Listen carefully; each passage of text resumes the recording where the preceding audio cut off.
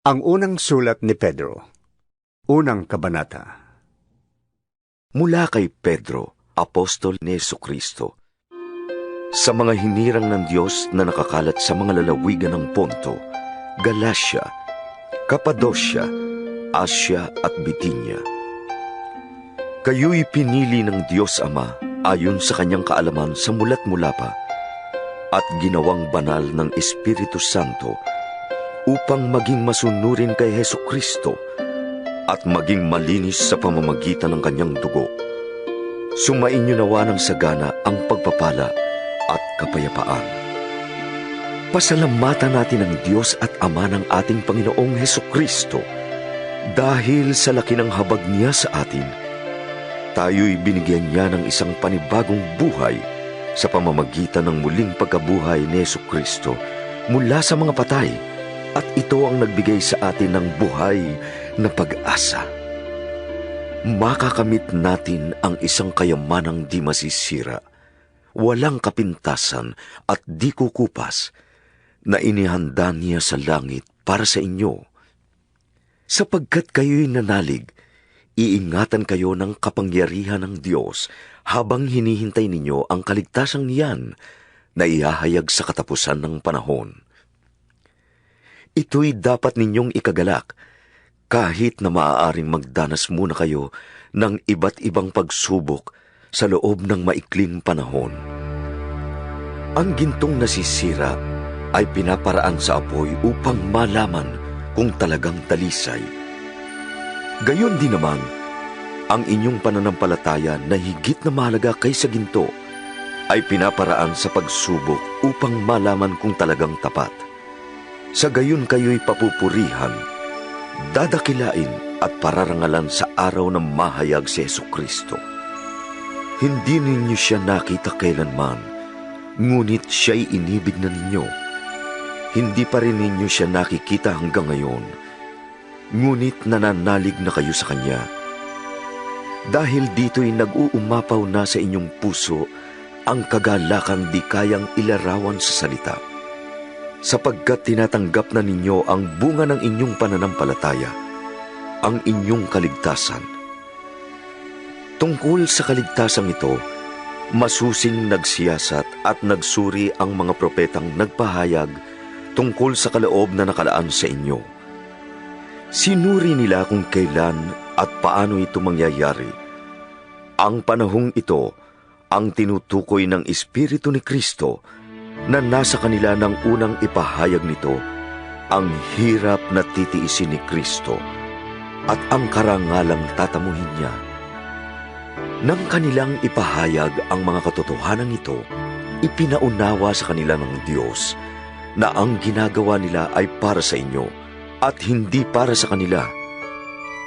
Ang mga katotohanan ito'y narinig ninyo ngayon sa mga nangangaral ng magandang balita ng Diyos sa kapangyarihan ng Espiritu Santo na sinugo sa kanila mula sa langit.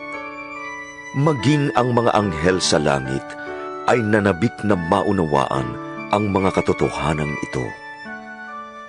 Kaya nga, ihanda ninyo ang inyong mga isipan para sa dapat ninyong gawin. Maging mahinahon kayo at lubos na umasa sa pagpapalang tatamuhin ninyo kapag nahayag na si Jesucristo. Bilang masunuring mga anak, huwag kayong umayon sa masasamang nasa tulad ng ginagawa ninyo noong kayo'y wala pang tunay na pagkaunawa.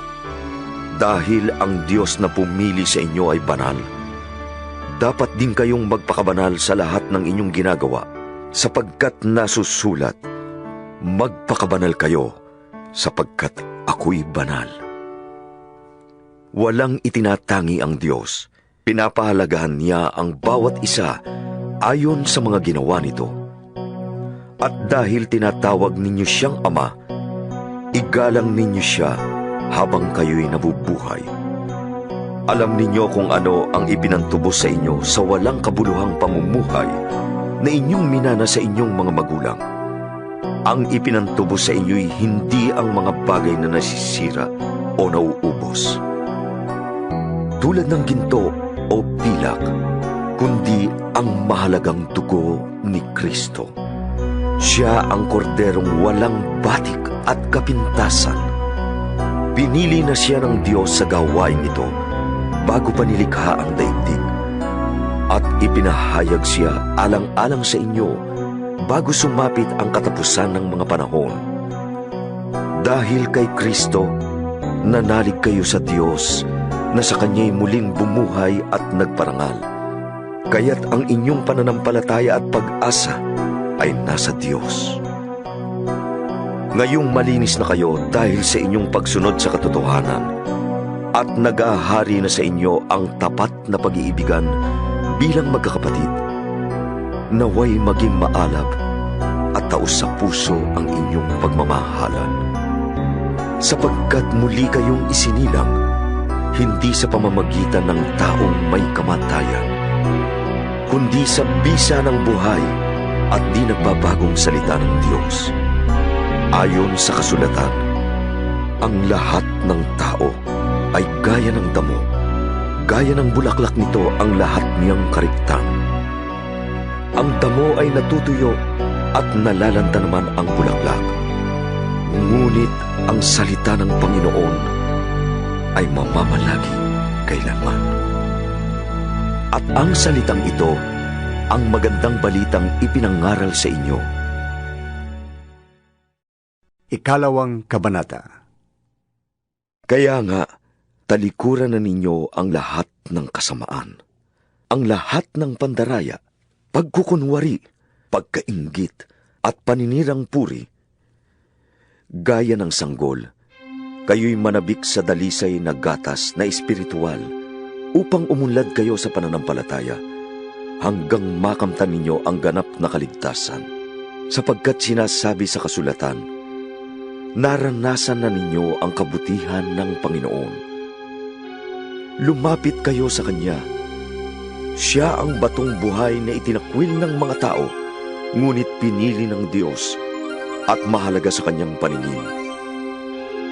Tulad ng mga batong buhay, maging bahagi kayo ng isang templong espiritual at bilang pari, mag-alay kayo sa Diyos ng mga handog na espiritual na kalugod-lugod sa Kanya alang-alang kay Hesukristo. Sapagkat sinasabi ng kasulatan, masdan ninyo, itinayo ko sa Sion ang isang batong panulukan, pinili at mahalaga, hindi mapapahiya ang sinumang nananalig sa Kanya. Kaya nga, mahalaga siya sa inyong mga nananalig sa Kanya. Ngunit sa mga walang pananalig, matutupad ang nasa kasulatan. Ang batong itinakwil ng mga tagapagtayo ay siyang naging batong panulukan at batong katitisuran ng mga tao, batong ikadadapa nila. Natisod sila sapagkat hindi sila sumunod sa salita ng Diyos. Ganoon ang nakatakda para sa kanila. Ngunit kayo ay isang lahing pinili, mga pari ng hari, isang bansang banal. Pinili kayo ng Diyos upang maging Kanya at magpahayag ng mga kahangahangang ginawa niya. Siya ang tumawag sa inyo mula sa kadiliman at nagdala sa inyo sa Kanyang kahangahangang kaliwanagan. Dati-rati, kayo'y hindi bayan ng Diyos, ngunit ngayon, kayo'y bayang hinirang niya. Noon, pinagkaitan kayo ng habag. Ngunit ngayoy tinatanggap na ninyo ang Kanyang awa. Mga minamahal, nakikiusap ako sa inyo, bilang mga dayuhang pansamantalang naninirahan sa daigdig na ito. Talikdan na ninyo ang masasamang hilig ng katawan na naghihimagsik laban sa inyong kaluluwa. Mamuhay kayo ng maayos sa gitna ng mga hintil, upang kahit na pinaparatangan nila kayo ng masama, kapag nakita nila ang inyong mabubuting gawa, ay magpupuri sila sa Diyos sa araw ng Kanyang pagdating.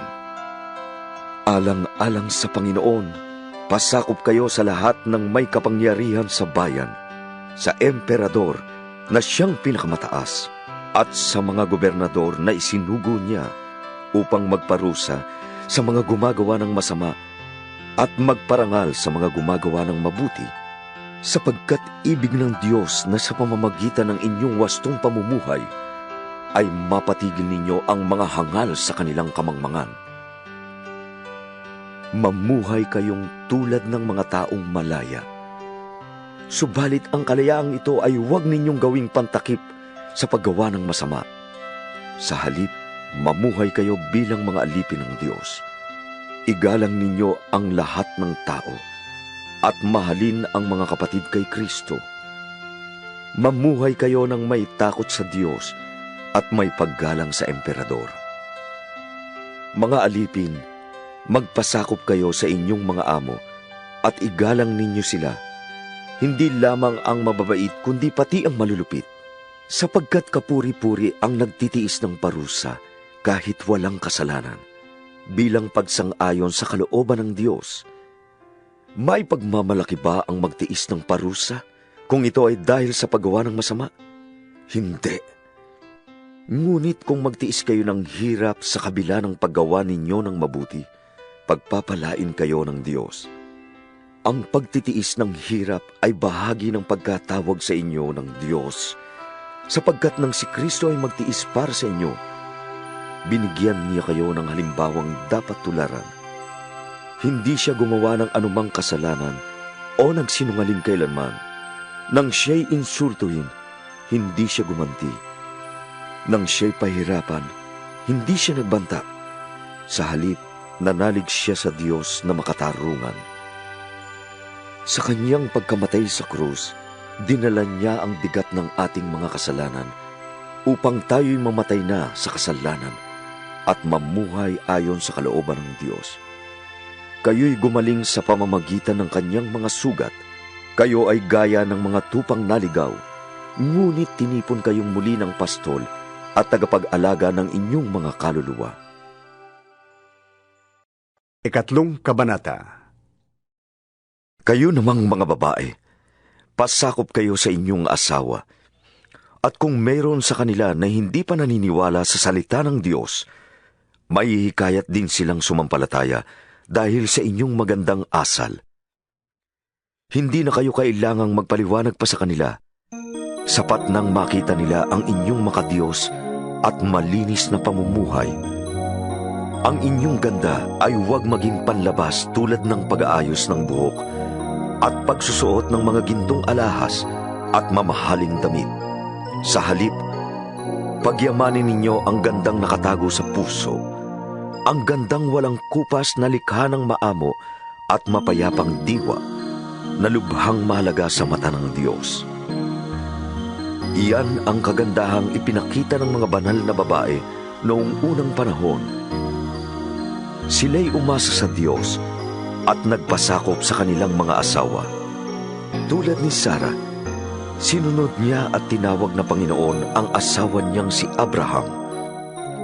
Kayo rin ay mapapabilang sa kanyang mga anak kung matuwid ang inyong mga gawa at kung wala kayong anumang kinatatakutan. Kayo namang mga lalaki, unawain ninyo at pakitunguhang mabuti ang inyong asawa, sapagkat sila'y mas mahina at tulad ninyo'y may karapatan din sila sa buhay na walang hanggan na kaloob ng Diyos. Gawin ninyo ito nang sa gayon ay walang magiging sagabal sa inyong mga panalangin.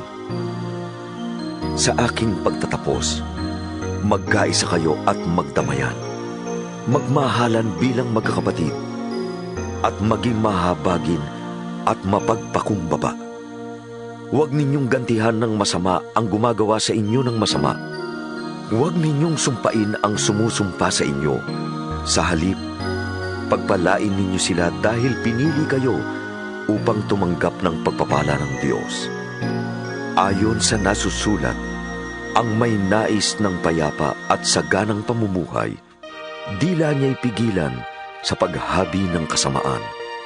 Ang anumang panlilinlang at madayang pangungusap sa kanyang mga labi ay di dapat na lumabas. Ang masamay iwasan na at ang gawin ay ang tama. At ang laging pagsikapan ay buhay na mapayapa. Ang mata ng Panginooy nakatuon sa matuwid. Ang kanilang panalangin ay agad niyang dinirinig. Ngunit kapag ang ginawa ng tao ay ang masama, Panginooy nagagalit at hindi siya natutuwa. At sino naman ang gagawa sa inyo ng masama kung wala kayong hinahangad kundi pawang kabutihan? At sakali mang usigin kayo dahil sa paggawa ng mabuti, mapalad pa rin kayo. Huwag kayong matatakot sa kanila at huwag kayong mag-alala. Igalang ninyo mula sa inyong puso si Kristo at sambahin ninyo siya bilang Panginoon. Lagi kayong maging handang magpaliwanag sa sino mang magtatanong sa inyo tungkol sa pag-asa na nasa inyo. Ngunit maging mahinahon at magalang kayo sa inyong pagpapaliwanag. Panatilihin ninyong malinis ang inyong budhi upang mapahiya ang mga nanlalait at humahamak sa inyong magandang asal bilang mga lingkod ni Kristo. Higit na mainam ang kayo'y magdusa dahil sa paggawa ng mabuti, sakali mang ito'y ipahintulot ng Diyos, kaysa magdusa kayo dahil sa paggawa ng masama. Sapagkat si Kristo'y namatay ng minsan para sa inyo, siya na walang kasalanan para sa mga makasalanan, upang iharap kayo sa Diyos. Siya'y namatay ayon sa laman, at muling binuhay ayon sa Espiritu. Sa kalagayan nito, nagtungo siya at nangaral sa mga espiritong nakabilanggo.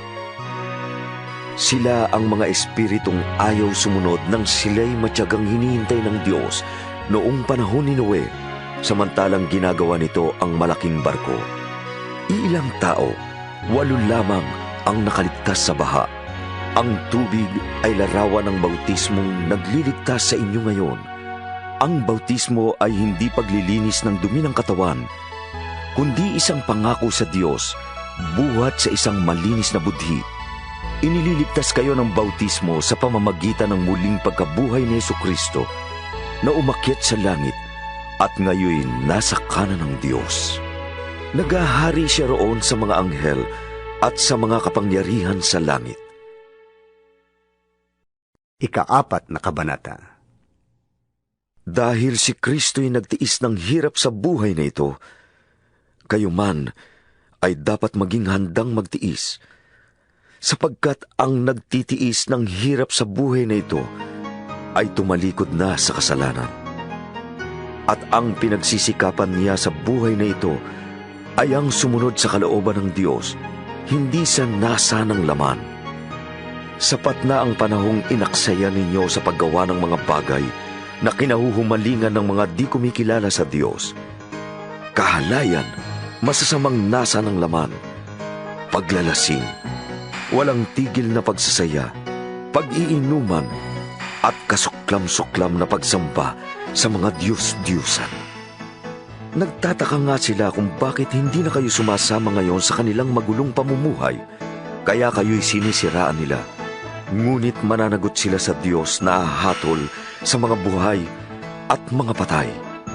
Ipinangaral din ang magandang balita sa mga patay upang mabuhay pa rin sila sa piling ng Diyos na buhay, kahit inabot na sila ng kamatayang itinakda sa lahat ng tao.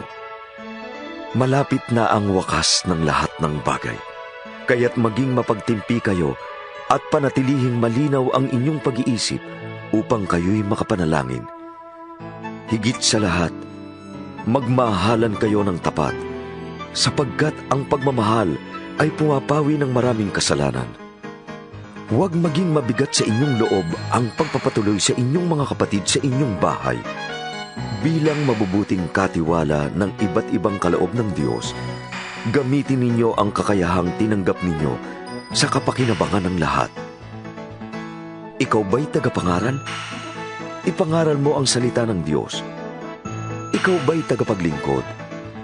Gamitin mo sa paglilingkod ang lakas na kaloob sa iyo ng Diyos upang sa lahat ng bagay, siya'y papurihan sa pamamagitan ni Jesucristo. Sa Kanya ang kapangyarihan at karangalan magpakailanman. Amen. Mga minamahal, huwag kayong magtaka sa mabibigat na pagsubok na inyong dinaranas na para bang ito'y di pangkaraniwan. Sa halip, magala kayo sa inyong pakikibahagi sa mga hirap ni Kristo upang maging lubos ang inyong kagalakan kapag nahayag na ang kanyang kadakilaan. Mapalad kayo kapag kayo'y iniinsulto dahil kay Kristo, sapagkat nasa inyo ang Espiritu ng kaluwalhatian, ang Espiritu ng Diyos. Huwag nawang mangyaring maparusahan ang sinuman sa inyo dahil siya'y mamamatay tao, magnanakaw, salarin, o mapanghimasok sa di dapat panghimasukan. Ngunit kung kayo'y magdusa dahil sa pagiging Kristiyano, huwag ninyong ikahiya ito. Sa halip, magpasalamat kayo sa Diyos, sapagkat taglay ninyo ang pangalan ni Kristo. Dumating na ang panahon ng paghuhukom, at ito'y magsisimula sa mga pinili ng Diyos. At kung sa atin ito magsisimula, ano kaya ang magiging wakas ng mga hindi sumusunod sa magandang balita ng Diyos?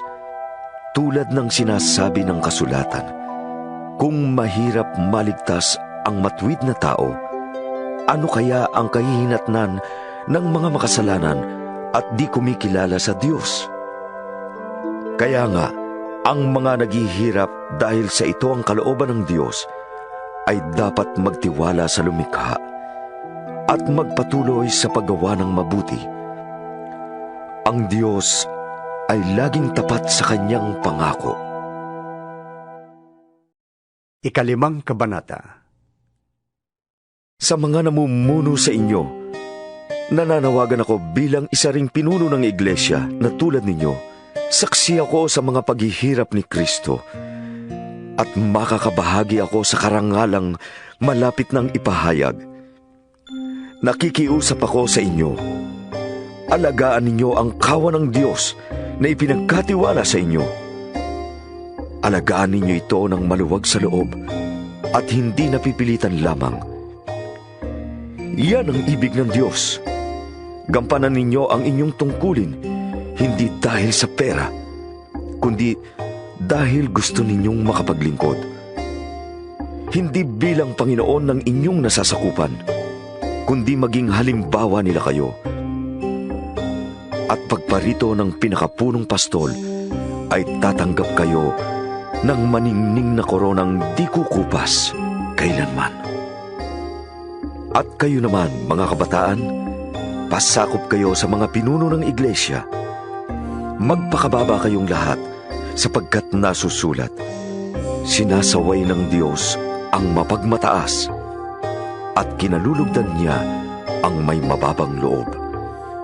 Kaya nga, pasakop kayo sa kapangyarihan ng Diyos at dadakilain niya kayo pagdating ng takdang panahon. Ipagkatiwala ninyo sa Kanya ang inyong mga alalahanin sa buhay, sapagkat Siya ay nagmamalasakit sa inyo. Maging handa kayo at magbantay. Ang diablo na kaaway ninyo ay parang leong umaatungal at aali-aligid na naghahanap ng masisila. Labanan ninyo siya at magpakatatag kayo sa inyong pananalig sa Diyos. Tulad ng alam ninyo, hindi lamang kayo ang nagtitiis ng ganitong kahirapan, kundi pati ang inyong mga kapatid sa buong daigdig. Pagkatapos ninyong magtiis sa loob ng maikling panahon, ang Diyos na siyang pinanggagalingan ng lahat ng pagpapala, ang siyang magbibigay sa inyo ng kaganapan, katatagan, at lakas ng loob at isang pundasyong di matitinag. Siya ang tumawag sa inyo upang makihati kayo sa kanyang walang hanggang kaluwalhatian kasama ni Kristo. Sa kanya ang kapangyarihan magpakailanman. Amen. Sinulatan ko kayo sa tulong ni Silas, na isa nating kapatid at lubos kong pinagtitiwalaan. Sa pamamagitan ng maikling sulat na ito, ay nais kong palakasin ang inyong loob at magpatotoo tungkol sa kagandahang loob ng Diyos. Manatili kayo sa biyayang ito. Kinukumusta kayo ng mga kapatid na nasa Babylonia, mga pinili ring katulad ninyo. Kinukumusta rin kayo ni Marcos, ang mahal kong anak sa pananampalataya. Buong giliw kayong magbatian bilang magkakapatid kay Kristo. Ang kapayapaan ay sumainyong lahat, mga tagasunod ni Kristo.